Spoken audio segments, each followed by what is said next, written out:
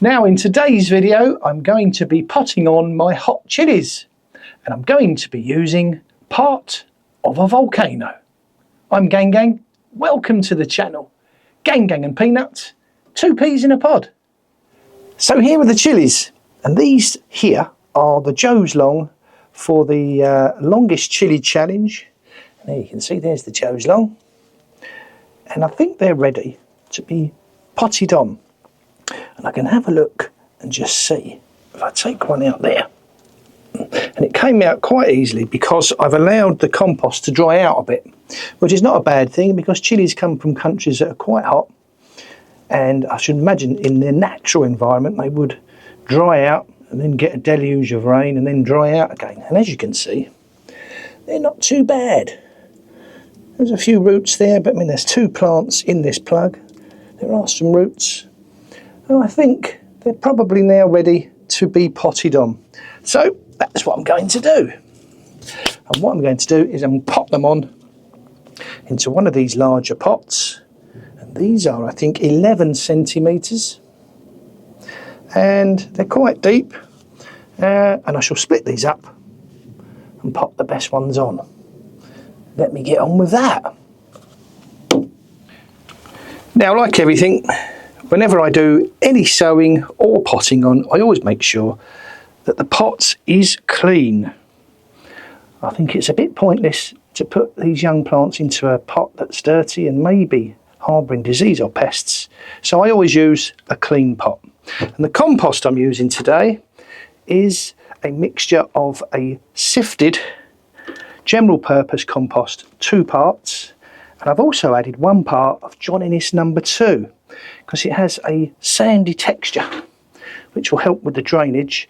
And I've also added some perlite, which will help with the aeration. There's some perlite, can we see that there? So that mix should be fine for these chili plants.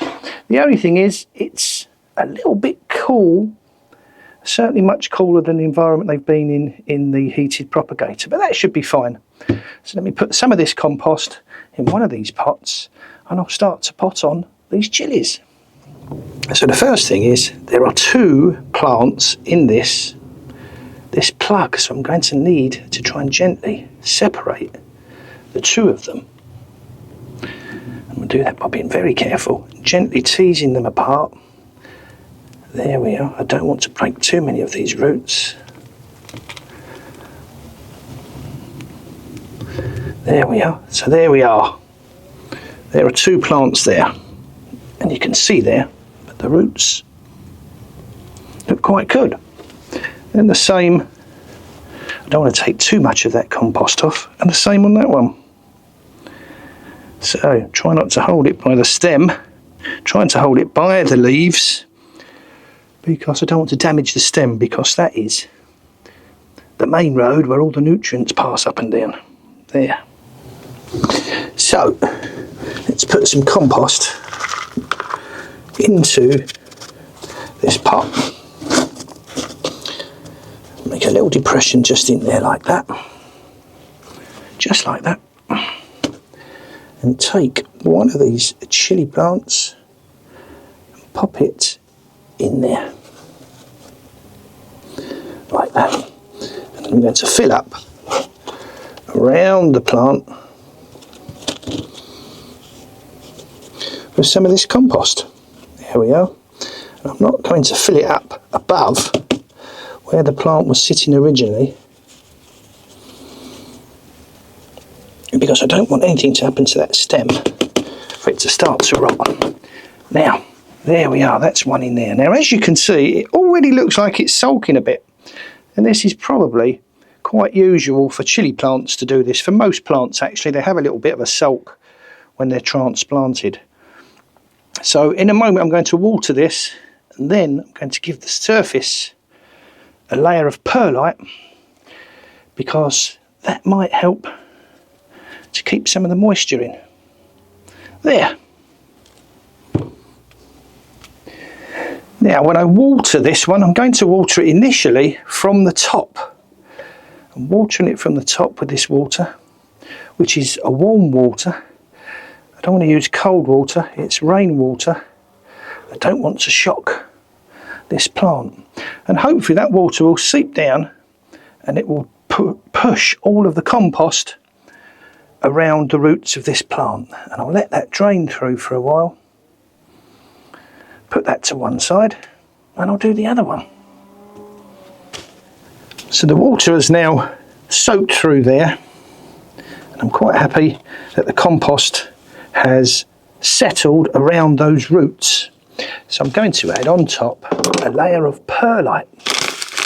And perlite is this stuff here. And the reason I'm putting it on the top is to keep in some of the moisture, and also I think it may help because the propagator has some visitors, as I mentioned on my previous video, and it has some fungus gnats. I think I've got to grips with them now, but I think putting a layer of perlite on the top may also help to keep those from laying their eggs in this compost. Now when you're using perlite, it is quite dusty, and this is perlite here, and this is a part of a volcano, I believe, some kind of volcanic rock. Volcanoes and chilies, they go well together, don't they? So I'm going to add some of this to the surface. And I say it's quite dusty. Oh. There. I'll do the same on both of those. And hopefully those chilies will be quite happy in there for the next 4 weeks or so. Excellent.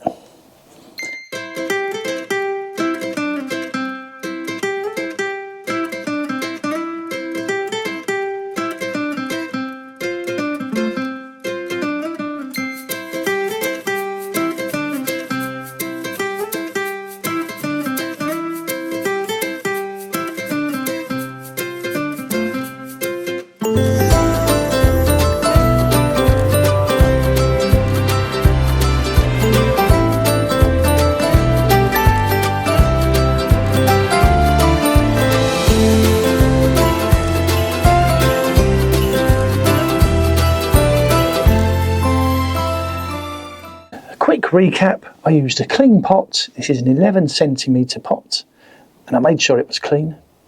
I added a compost mix of 2 parts sifted multi-purpose and 1 part John Innes number 2, and I also added some perlite for aeration. And be careful when you're handling the perlite, it is very dusty. If possible, you could wear a mask, and always make sure you wash your hands after. But the idea of volcanic rock and chilies, I love it. Anyway, I'm Gang Gang. This is Gang Gang and Peanuts, 2 peas in a pod. Thank you very much for taking time to watch. If you'd like to subscribe, that would be great. I'd love to see you join the channel, or leave a comment, or give us a thumbs up. So, as ever, until next time, take care. Bye.